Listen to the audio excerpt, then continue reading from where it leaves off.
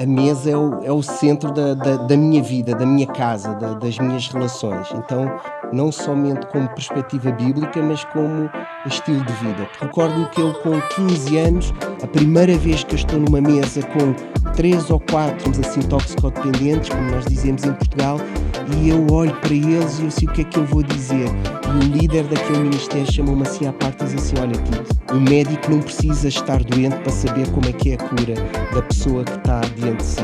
E hoje em dia, Marcos, quando eu olho para aquilo, eu percebo assim: se a gente não é fiel nas coisas pequenas, como é que a gente vai ser fiel nas coisas grandes? Porque Deus institui certos princípios que a gente não pode abrir mão, e um deles é exatamente separar pessoas para equipar os santos para o desempenho do ministério. E o ministério é serviço.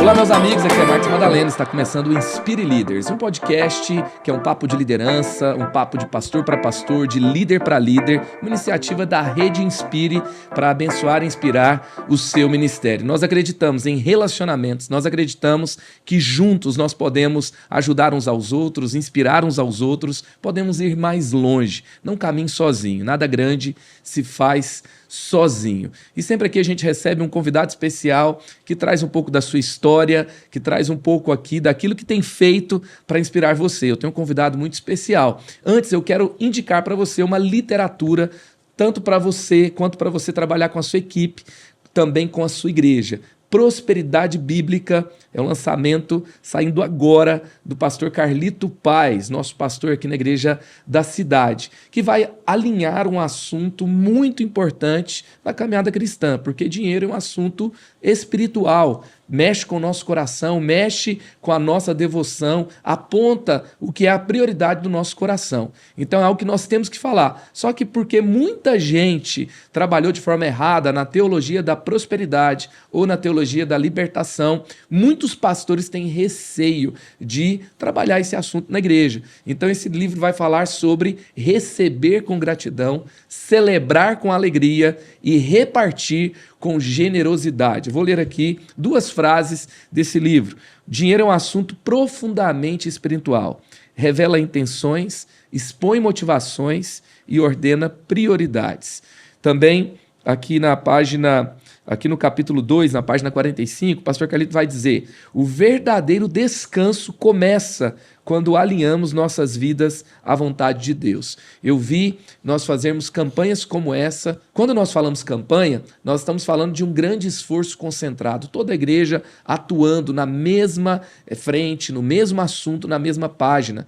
Todas as faixas etárias, pequenos grupos, ações semanais, jejuns semanais. Então nós fizemos essa campanha algumas vezes na igreja, estamos fazendo pela 3ª vez e normalmente o impacto é poderoso, é algo realmente que onde nós crescemos muito na nossa caminhada com Deus, na nossa generosidade, isso que é um assunto tão essencial do evangelho, onde eu não sou o foco da minha vida. A minha vida é para agradar a Deus e é para servir ao próximo. Então tá aqui, Prosperidade Bíblica, pastor Carlito Paes, editora Inspire. E eu estou muito empolgado para receber o nosso convidado de hoje. Eu tenho certeza que vai ser um tempo de muito crescimento para você. Estou aqui com o pastor Tito Silva, ele que é pastor na Igreja Reviver há 26 anos. Antes ele chegou a servir no Desafio Jovem também há 20 anos, que atua na recuperação de pessoas com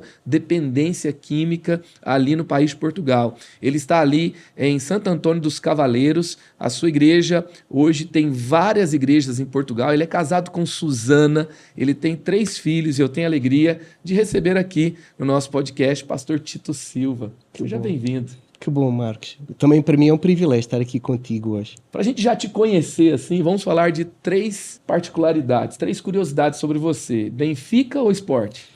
Eu sou benfiquista, com toda a certeza. Tem benfiquista aí? Se manifeste, né? Vai sair uma Champions?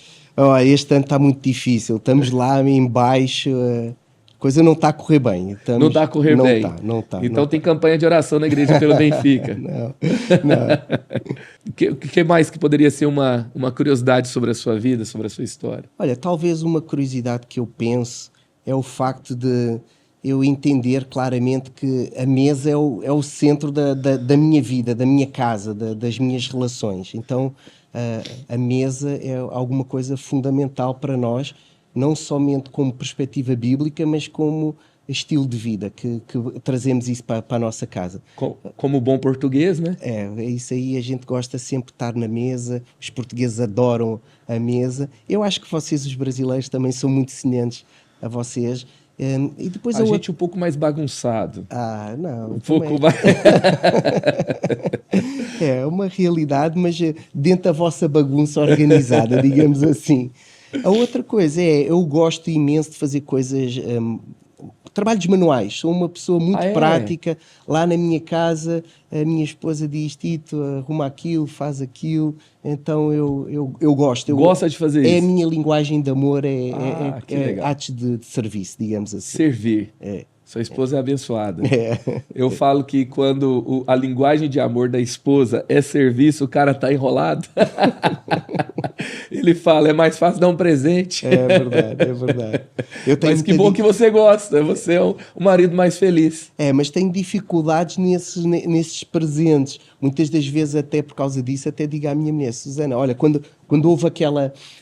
lançou-se lá em Portugal aquela pulseira da Pandora, não sei se houve aqui, que são umas pecinhas que a gente agrega, aquilo durante uns anos ela já sabia que recebia uma pecinha daquela. Então pronto. Já não tinha mais tanto significado. Não, o significado tinha, porque ela disse: já que é pecinhas, então tem que ser peças que façam sentido na minha história. Então eram os miúdos, a casa, a dança, enfim, uma série de coisas da qual ela faz e vive essa realidade. Que legal. E como foi o seu chamado, pastor? Olha, na verdade, Marcos, o meu chamado começou... Eu acho que começou no dia em que os meus pais foram exatamente para esta igreja que hoje em dia eu sou pastor. O meu pai era líder de jovens numa outra comunidade. O pastor que tinha chegado àquela comunidade que o meu pai era líder de jovens era bem mais novo que o meu pai, e ele conseguiu que o pastor presidente o enviasse para uma igreja muito pequena, que era Santo António dos Cavaleiros.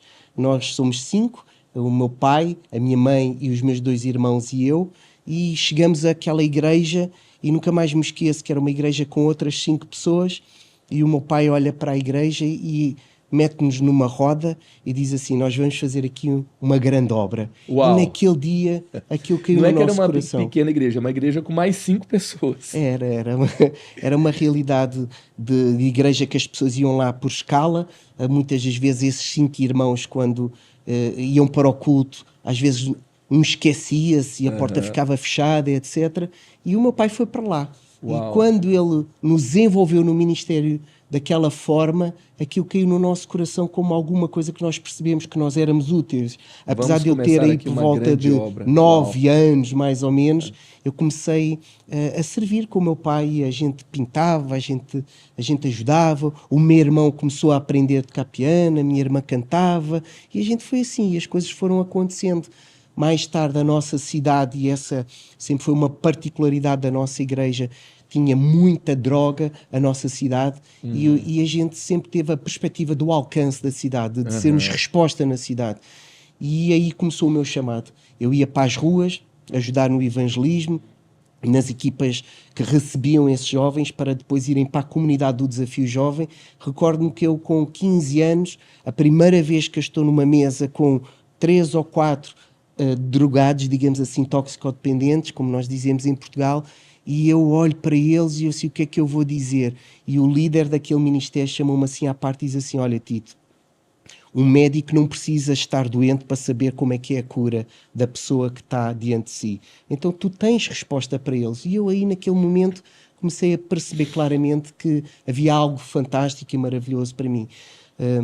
E foi ali que eu comecei a servir. Mais tarde eu terminei a escola, o ensino médio, fui tirar um curso técnico-profissional de desenhador, medidor, orçamentista, e no dia que eu arranjei o meu trabalho, Deus falou claramente comigo assim: olha, Tito, eu sei que tu, metendo nisto, tu vais o resto da tua vida, mas olha, eu tenho um propósito para ti.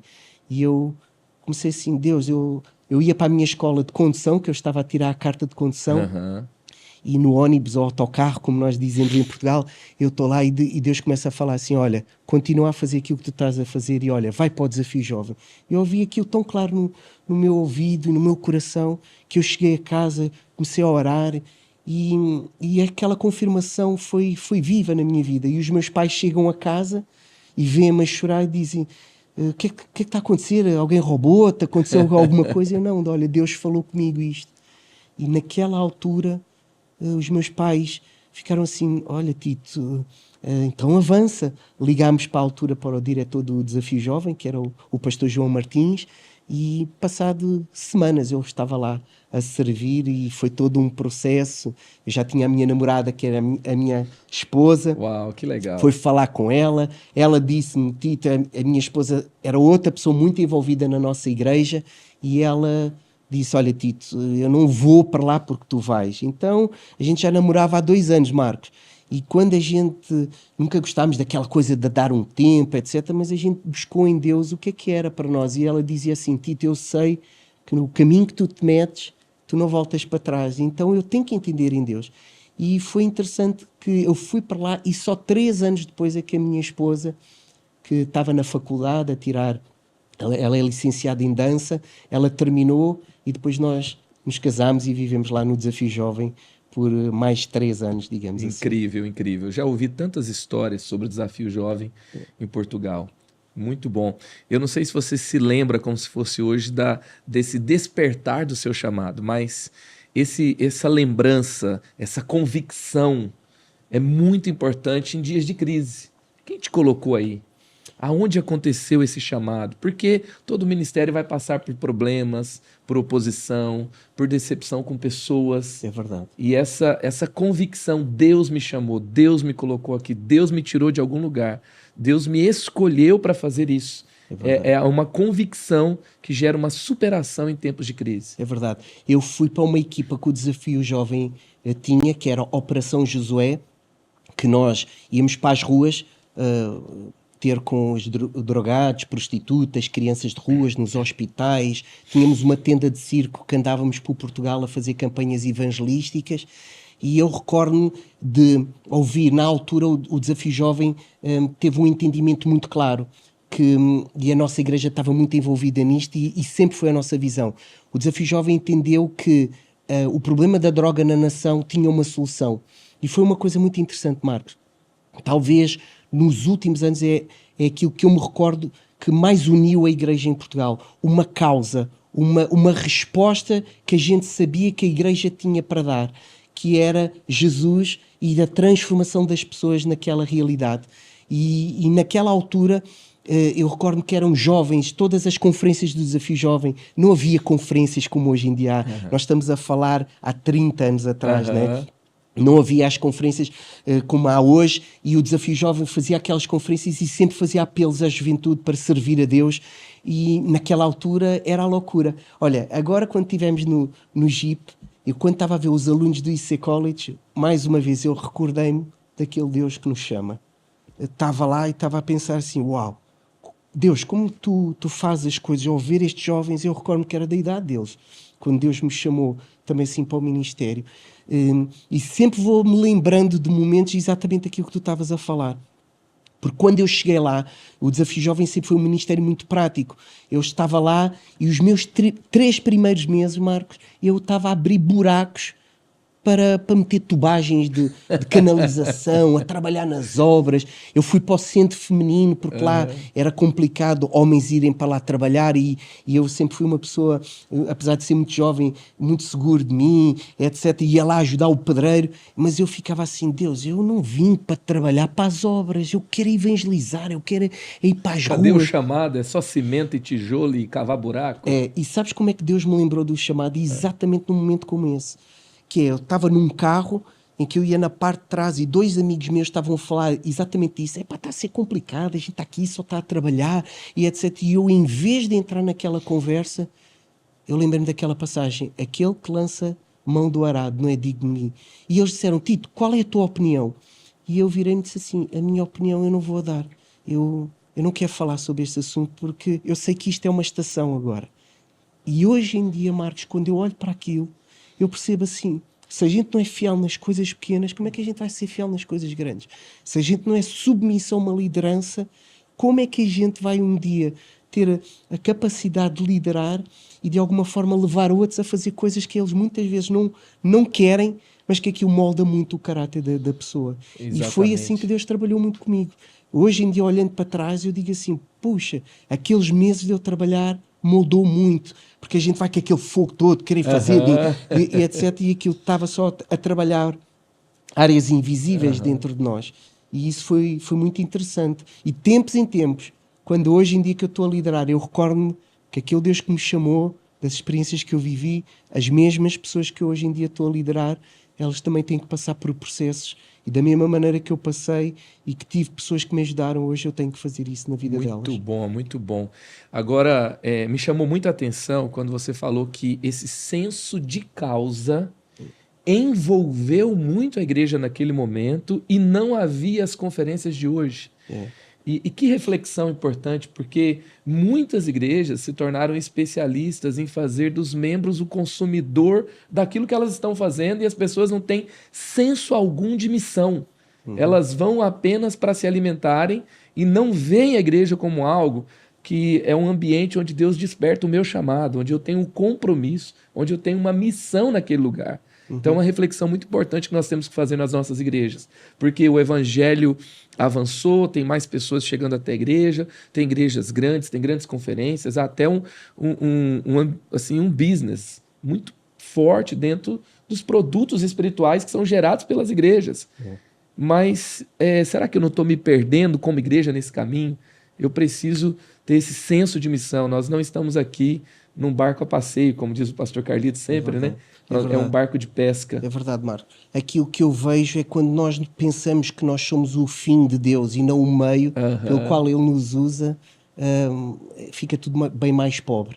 E quando desvalorizamos aquilo que é a Igreja de Jesus Cristo, sabes que eu no início, quando decidi viver o meu ministério, aquilo que Deus colocou na minha vida, que na verdade não é meu, é o ministério de Deus através de mim, havia pessoas que diziam assim, tu agora só fazes isso, se tu não tivesses mais nada para fazer, como é que tu ias te sustentar, etc. E eu penso, puxa, como é que as pessoas estão a desvalorizar aquilo que é a vocação e aquilo que de alguma forma Deus nos coloca e mais. E elas não entendem até que Deus institui certos princípios que a gente não pode abrir mão. E um deles é exatamente separar pessoas para equipar os santos para o desempenho do ministério. E ministério é serviço. E quando a gente não entende que o nosso campo de missão é logo no nosso primeiro metro quadrado e a maior parte das pessoas vivem esmagadoramente o seu tempo, a maioria do seu tempo com as pessoas em outros locais e as necessidades são tão grandes, podemos de alguma forma perder esse sentido de missão ao pensar que só somos missionários de uma determinada forma que é para alguns, etc. E isso, eu creio que as causas sociais, os problemas da realidade das pessoas levam a igreja a ser muito mais curada quando ela é resposta para os outros. E eu tenho visto isto, que Deus tem curado muito a nossa igreja e ela é uma igreja também saudável por causa disso, porque ela entende a sua vocação, o seu propósito e aquilo que a gente faz para os outros não é simplesmente para ali a despejar as nossas inquietações, mas é cumprirmos um propósito e isso de alguma maneira enche a nossa vida, cura, porque nós percebemos que tem tudo a ver com Ele e apesar de nós, e apesar das nossas fraquezas, das nossas limitações, Deus se manifesta e as coisas acontecem. A ausência de propósito adoece o coração. É verdade. Porque as pessoas estão lutando tanto e quando conquistam, é verdade. O que tem lá naquele lugar, daquela casa bonita, aquele salário bom, elas veem a ausência de sentido e isso adoece o coração. Então a igreja precisa despertar o coração das pessoas para o propósito em Deus e para essa missão. Muito bom ouvir o que a sua igreja está fazendo e o que o seu chamado em Deus tem despertado toda a nação de Portugal. Eu conheci um dos seus obreiros. Gente, que história maravilhosa. André Avelino, né? O André. O André ele fez parte de uma das minhas mentorias Ministério com Jovens e foi naquele formato que nós tínhamos aulas gravadas e aulas presenciais. Só que quando era 8 horas da noite aqui, que a gente estava começando a nossa aula, 9 às vezes a gente marcava 9, porque o pessoal do Brasil falava, eu tenho culto. E legal, então sirva no seu culto. E senão o pastor não ia deixar ele fazer mentoria. E depois vem para a mentoria às 9.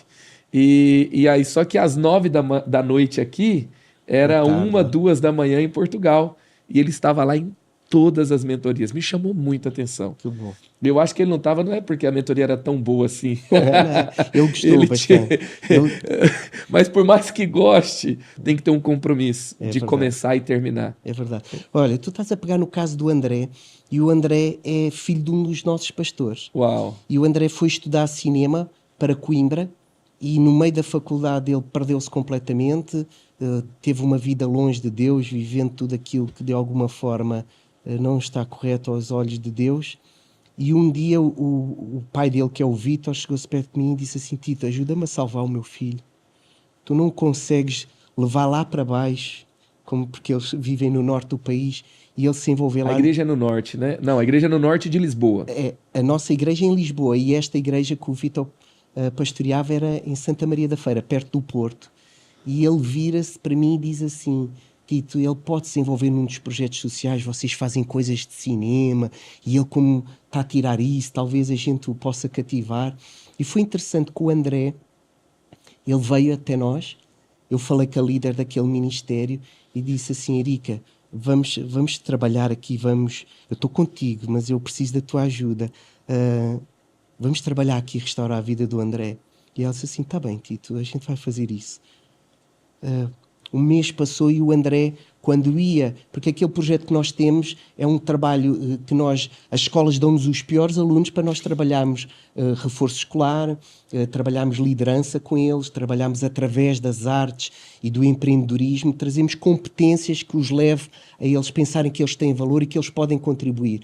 E tínhamos naquela fase muitas coisas na área das artes, e o André, na área da representação, do teatro, do cinema, ele foi para dar aulas aos miúdos, só que o André vinha de uma vida devassa. Ele chegava, ele disponibilizou-se 2 tardes por semana, e quando chegava lá, chegava bêbado e só a cheirar a tabaco, e os miúdos sabiam que ele estava sempre a bebedar no café de fronte do nosso trabalho. E passou um mês, e a Erika aguentou aquele primeiro mês, e ela chega-se perto de mim e diz assim: Tito, está complicado. Ele chega sempre aqui bêbado, a cheirar, a gente está aqui para ajudar os miúdos. E eu chamei o André e disse assim: olha, André, passou um mês, a Erika já te chamou a atenção, mas eu quero te lembrar, qual é o propósito de Deus para a tua vida? E lembrei a palavra de Deus. Eu disse assim: quando nenhum dos teus dias podiam ser contados, quando tu eras informe, Deus já tinha um plano para ti. Deus ama-te.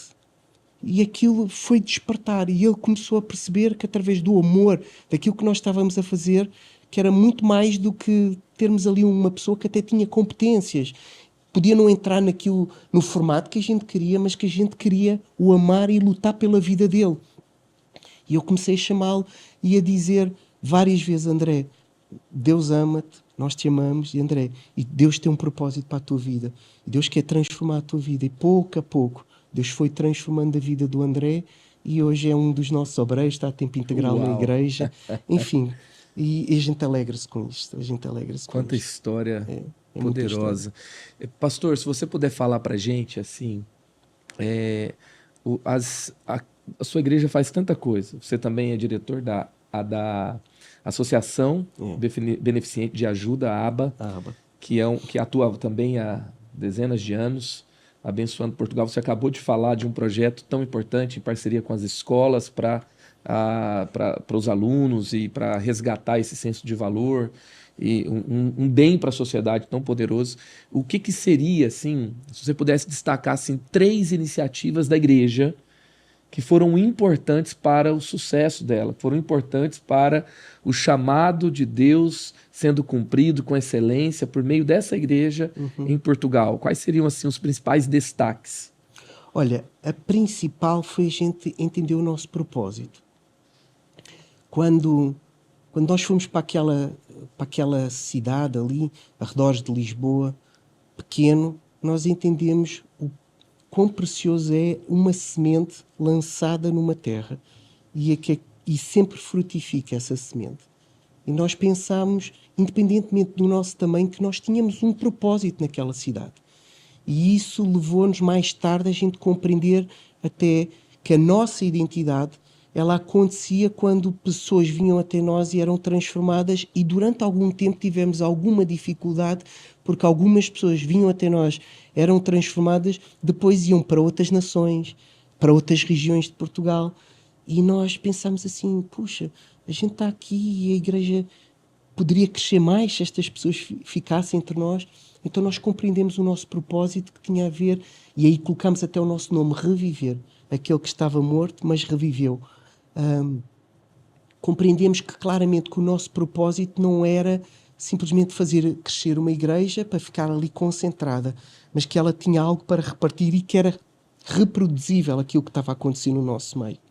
Uau. E isso sempre foi alguma coisa boa. A gente nunca teve muita crise quando as pessoas passavam por nós, parecia que estavam prontas e que agora elas podiam nos ajudar, e a gente agora as enviava e a gente lançava uma semente.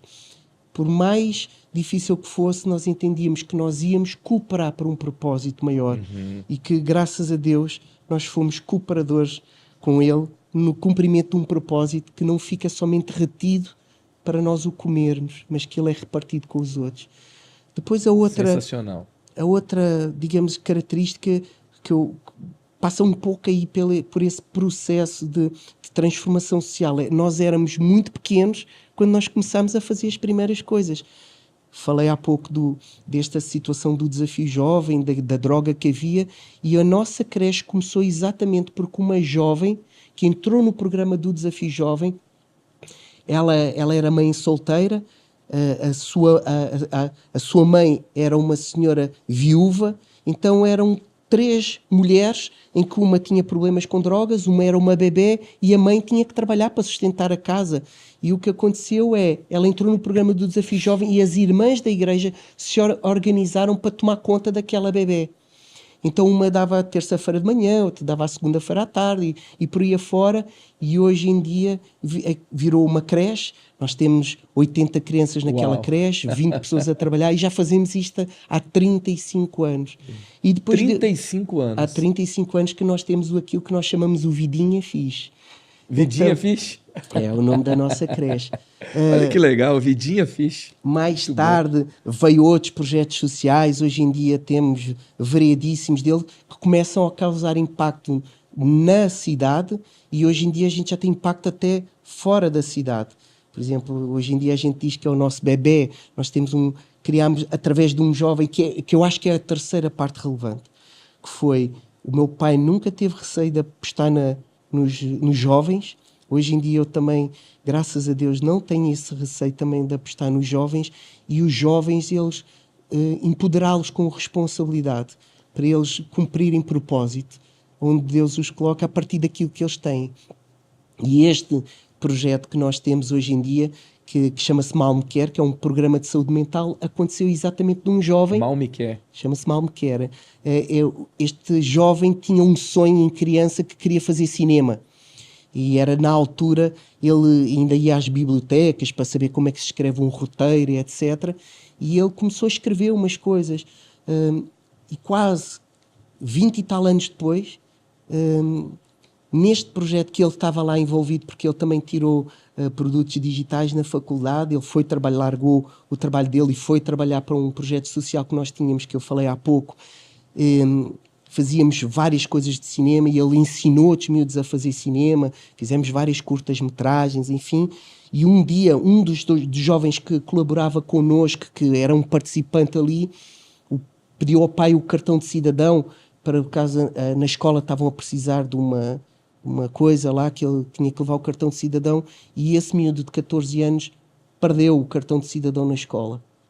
E ao perder o cartão de cidadão na escola, quando chegou a casa, o pai perguntou-lhe, olha, onde é que está o cartão de cidadão para eu guardar, porque tu perdes coisas. E ele não foi capaz de dizer ao pai que tinha perdido o cartão de cidadão. E o que é que ele faz? Ele, do 9º andar, manda-se cá para baixo. E quando se mandou cá para baixo, caiu exatamente à porta do nosso projeto. E a gente vê o miúdo do nosso projeto ali, ensanguentado. Ele, graças a Deus, não morreu, ficou bastante tempo no hospital. E foi aí que o Pedro Mira disse assim, é um problema real, o suicídio juvenil. A gente já estava a viver aquela história da baleia azul, enfim, uma série de coisas. E decidimos fazer alguma coisa. E ele começou a escrever aquilo e ele lembrou-se de um projeto que ele tinha, muito guardou, que era Mal Me Quer, que é aquela folha que mal me quer, bem me quer, mal me quer, bem me quer. E ele começou a escrever. Depois fizemos primeiro uma sessão fotográfica e tornou-se uma sessão fotográfica enorme, gigante, que depois o município fez uns cartazes grandes e percorreu o hospital, os tribunais, os centros comerciais na nossa região. E depois estávamos a orar a Deus, a gente pode fazer alguma coisa mais. E o Pedro disse assim, bem, eu tenho este roteiro, vocês podem ler. E a gente leu aquilo e percebemos que ali estava material, mas como? Agora precisávamos de atores, precisávamos de gente, de recursos, e houve uma candidatura do governo, do Ministério da Saúde, que dava uma determinada verba, e exatamente no pior momento da história, digamos assim, da humanidade nos últimos tempos, que foi exatamente o Covid, veio aquele financiamento. E a gente, agora é que veio o financiamento, isto tudo fechado, mas conseguimos fazer castings, 2 escolas de atores. E agora a gente percebe porquê. 2 escolas de atores que estavam fechadas, eles mandaram os alunos para... Eles não tinham nada para fazer, mandaram os alunos para lá. Eles todos gratuitamente entraram, gente da igreja, enfim, e a gente criou aquela série, tipo Netflix, que depois, juntamente com psicólogos que já faziam parte da nossa equipa, criámos um programa de saúde mental. Hoje em dia, a gente tem um financiamento europeu que nos próximos 3 anos vão no município, em todas as escolas, nós vamos fazer estas sessões com eles, que são 9 sessões que nós trabalhamos a dinâmica de prevenção da saúde mental, para o jovem não ir ao suicídio. E começámos em janeiro deste ano e já 350 alunos fizeram, e dos 350, 87% revelaram problemas de saúde mental. Desses 87, 50% deles, após fazer este curso, digamos assim, este programa, eles deram melhorias significativas de não continuar a ter problemas de saúde mental. Então, Uau.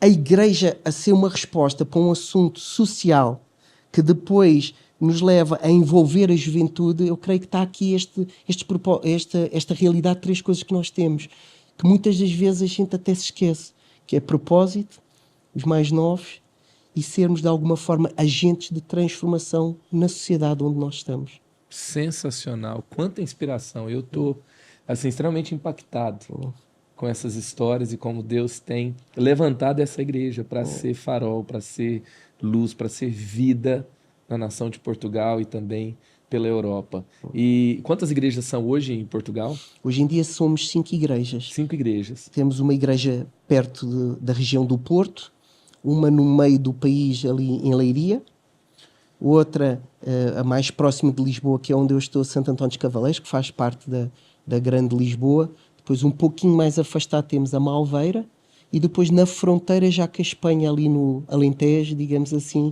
na cidade de Elvas, temos também lá uma comunidade. Vocês têm planos para a Europa? Olha, sabes... Além de Portugal, claro.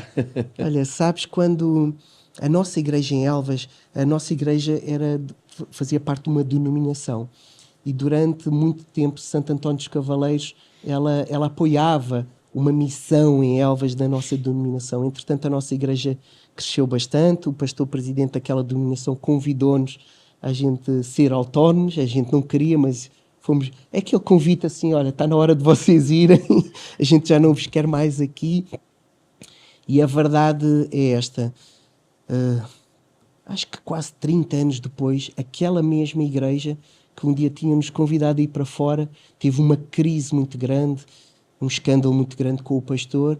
Na altura, o meu pai tinha feito a transição do ministério para mim, digamos assim, para eu ser o pastor-presidente. O meu pai estava ali a ajudar-me, a apoiar, mas a gente queria encontrar um propósito para ele. e a gente direcionou ele a apoiar aquela que tinha sido a igreja que tinha sido a nossa mãe, digamos assim, a nossa sede. E naquele contexto o meu pai começou a apoiar, a ajudar, o pastor teve que ser afastado, enfim. Lá está mais uma vez propósito naquilo que é o chamado. E um dia ele chega-se ao pé de mim e o meu pai diz assim: olha, Tito, eles vão fechar a igreja de Elvas. E eu disse assim: pai, deixa-me orar. E quando no meu coração comecei a orar, só me vinha a Espanha, nem me vinha Elvas. E eu assim: pá, mas porquê é que só me vem a Espanha quando é Elvas que eu tenho que decidir? E Deus começou a falar ao meu coração assim: calma, as coisas todas elas são um processo. A verdade é que já passou estes anos e a gente ainda não entrou em Espanha.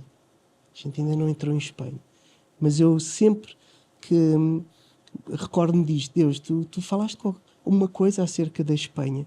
É uma cidade, Badajoz é uma cidade grande, comparado com a cidade de Elvas, que é muito pequena.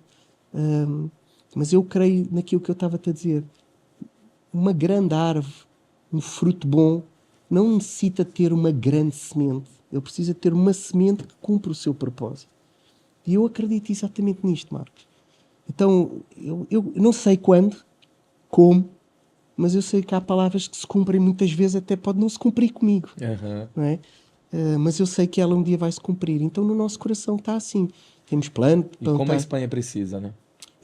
Espanha é um lugar ainda mais agreste do que o próprio Portugal. Mais duro. Maravilha. Que Deus abençoe a Reviver Santo Antônio dos Cavaleiros em todas as 5 regiões de Portugal e que Deus abra as portas também para que isso que está acontecendo ali aconteça também em outros países. Quem trabalha com jovens, os jovens estão migrando, os jovens estão indo para várias partes do mundo. As fronteiras estão cada vez menores, né? Então, uma hora vai ter alguém se mudando para algum lugar que ali nasce uma Reviver, né? Isso é uma chave para trabalhar com jovens. Quando você alcança jovens, quando você alcança a nova geração, você alcança nações. E esse vídeo que foi produzido, esse material de cinema, não sei como vocês falam, se é uma série, são vídeos curtos, eles estão disponíveis em alguma plataforma? Se alguém quiser ver, tem como a gente colocar um link, esse que foi sobre saúde mental? Olha, temos lá o trailer, no YouTube, há lá o nosso canal do YouTube que é Malme Care. Tem lá o trailer e já tem, digamos, uma reportagem, digamos assim. Está em produção, então? Não, está tudo, está todo feito. Mas para se tornar atrativo para os jovens, a gente também não põe tudo lá, não é? O que temos é o trailer e temos, digamos, um documentário já dos resultados daquilo que aconteceu.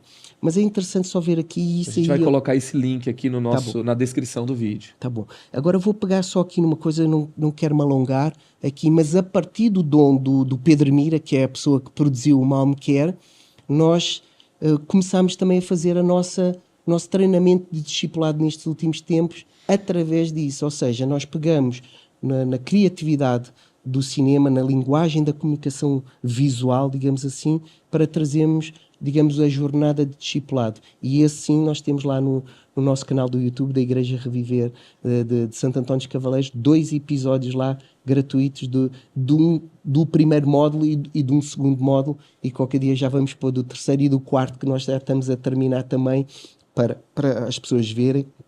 Sei que ele também está na Hotmart, também, chama-se Academia Reviver, que é o nosso processo de discipulado que nós estamos a fazer, que nós pegamos o cinema e contextualizamos com os princípios bíblicos e com a palavra de Deus. Então, sensacional. Então fica esse bônus aqui do nosso episódio. Obrigado pela indicação. E a gente vai deixar o link aqui para você ter como referência, também para você enviar para algum jovem português que você conhece. Se você conhece um pastor em Portugal, se você conhece um líder em Portugal, se você conhece uma família em Portugal, você pode também multiplicar, porque a linguagem é o português de Portugal. Isso. É mais acessível para os portugueses, e também tenho certeza os meus meninos gostam de ouvir o português de Portugal. Que bom, eles ficam brincando: bom dia, eu sou melhor. Que são memes que acabam acontecendo ali, eles acabam chegando aqui também, como eu sei que chega do Brasil para lá também. E o pastor também tem que falar aqui que, além do pastor Tito ser um grande amigo, que soma com a gente na rede em Portugal, ele está com a sua igreja na Rede Inspire. Qual foi o impacto da rede para a igreja Reviver? Olha, foi um impacto, como é que ia dizer assim, nós nunca gostámos de caminhar sozinhos. E quando começámos a entender que era uma plataforma que tinha recursos, que tinha uma série de coisas, a principal que me cativou foi até o coração do Vinícius, honestamente, que é o líder lá da Rede Inspire. Eu não conhecia a igreja da cidade, não conhecia o pastor Carlito, enfim, quem me indicou foi o Sidson. Eu fui a uma conferência da Rede Inspire, vimos que eram gente, digamos, que tinha um conteúdo bom e tudo aquilo, mas depois eu comecei-me a relacionar com o Vinícius e comecei a relacionar com ele a partir daquilo que eu creio, como eu disse. O relacionamento, convidei para ele ir à minha casa, olha, vem para a minha casa, vamos comer bacalhau, enfim, e tenho periodicamente estado com ele, e foi isso que me cativou, e ver que o reino de Deus é de facto um reino de amigos, e que há muito mais. Então, para nós, Igreja Reviver, foi essa plataforma de conexar, de ampliar a nossa rede de relacionamentos e de amigos para cumprirmos um propósito. Maravilha, muito bom. Também tem uma mensagem do pastor Tito, que ele pregou na conferência em Portugal, que eu não sei se já está disponível no nosso canal, não sei, mas é para estar, e em breve vai subir. E consuma também os conteúdos do pastor Tito. Qual a sua rede social? Olha, a minha rede social é @JoãoTitoSilva do Instagram. @João Tito Silva, então siga-o, porque ele está seguindo Jesus e ele vai inspirar a sua vida também com tantas histórias, com essa caminhada com Deus que tem sido tão transformadora em Portugal e para além dele. Muito obrigado, meu amigo. Que Deus te abençoe muito. Obrigado. Que Deus abençoe a sua família, Suzana, seus 3 filhos. Estou esperando um deles aqui no college. É verdade. A gente está orando por isso. E obrigado também por esse relacionamento, essa amizade, né? O Vinícius está ali dedicando esse tempo da sua vida em servir pastores, em conectar líderes, e o acolhimento desse nosso obreiro, desse nosso missionário ali também, com certeza é algo que mexe muito com a gente, nos impacta, nos abençoa, e que Deus seja contigo em tudo que você fizer. Obrigado eu também pela oportunidade, Marcos. É uma bênção estar aqui com vocês e ser tão bem tratado e acolhido também. Obrigado. Maravilha. Então esse é o Inspire Leaders, espero que tenha abençoado você. Olha, se inspirou você, você precisa compartilhar com mais alguém. Você precisa falar, olha, eu vi uma história de como Deus está agindo por meio de projetos sociais, como a igreja entendeu uma visão de Deus e hoje vive algo extraordinário. Essa resposta com relação à saúde mental, como mexeu comigo essa história, no meio dela ali uma crise que se transformou em resposta, como Deus está usando pessoas para grandes coisas. Então compartilhe esse vídeo. Se você não segue ainda o canal da Rede, siga o canal da Rede, sabe aquela coisa que todo youtuber faz e fala, eu não sou youtuber, mas ative os sininhos das notificações, siga o nosso canal, curta o vídeo, porque isso vai fazer com que conteúdos como esse abençoe mais pessoas. E como nós precisamos de bons conteúdos, abençoando e inspirando na internet. Que Deus abençoe você e prossiga. Com Jesus, o futuro é brilhante.